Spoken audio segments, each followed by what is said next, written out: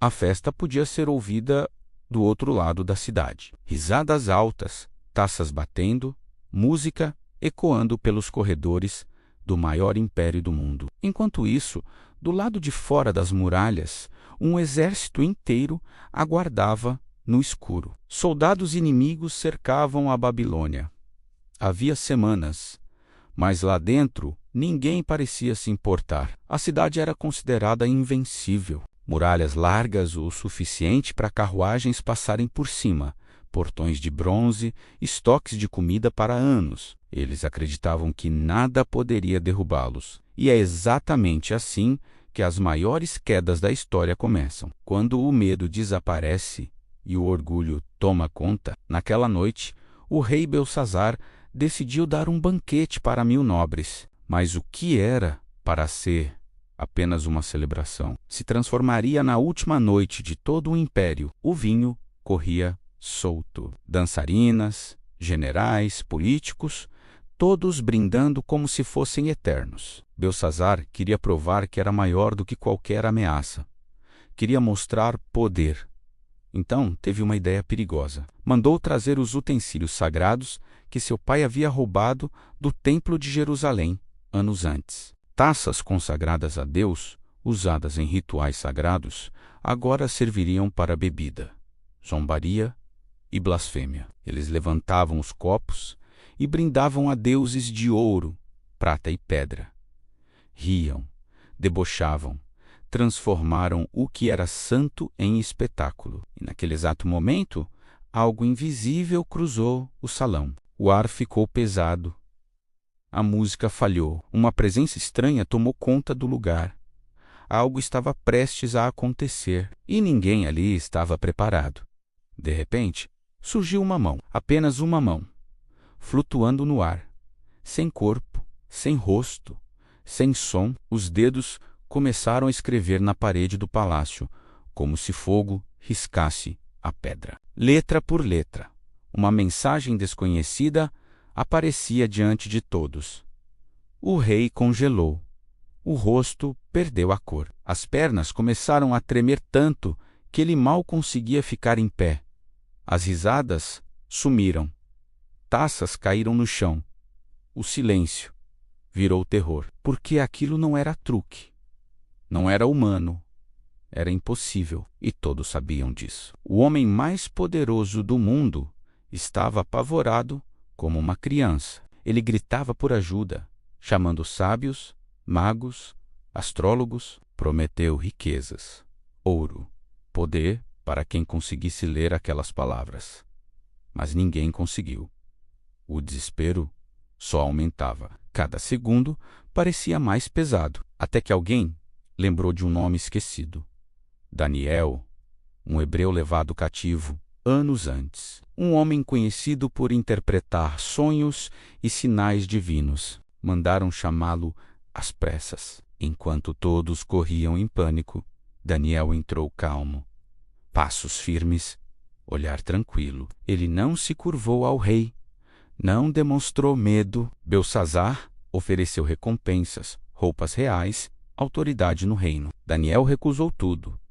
Disse que não precisava de presentes. Ele só diria a verdade. Então olhou para a parede, encarou as palavras ardendo na pedra e começou a explicar o que ninguém queria ouvir. Ele lembrou ao rei do passado. Falou sobre Nabucodonosor, que também foi orgulhoso e acabou humilhado por Deus até reconhecer quem realmente manda no mundo. Disse que Belsazar conhecia essa história, mas escolheu ignorar. Mesmo assim, zombou do sagrado, desafiou o céu, viveu como se fosse intocável. Então, Daniel traduziu a mensagem. Contado, pesado, dividido, Deus contou os dias do seu reino, e eles acabaram. Deus pesou seu coração, e você foi considerado leve. Seu império será dividido e entregue aos seus inimigos. Não era um aviso, não era uma chance, era uma sentença final. Naquela mesma noite, tudo terminaria. Enquanto isso, do lado de fora, Algo silencioso acontecia. Os inimigos tinham desviado o curso do rio Eufrates, que passava por baixo das muralhas. A água baixava lentamente. O que antes era uma proteção natural virou um caminho aberto. Soldados começaram a entrar na cidade pelo leito seco, sem serem notados. Nenhum alarme, nenhuma batalha épica, só passos na escuridão. Lá dentro, a festa continuava. Muitos ainda riam, ignorando o perigo.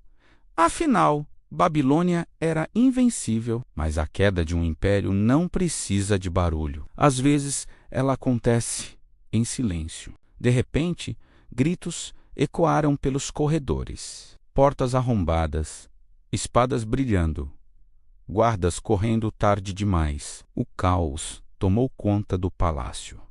O exército inimigo já estava dentro. Não houve tempo de organizar defesa. Não houve estratégia. A cidade mais poderosa da terra foi dominada em poucas horas. Belsazar, o rei que brindava minutos antes, foi morto naquela mesma noite. Sem discurso, sem despedida, sem segunda chance. A profecia tinha se cumprido exatamente como Daniel disse. A mão na parede não mentiu. O império caiu no mesmo dia em que zombou de Deus. Quando o sol nasceu, a Babilônia já não era mais Babilônia.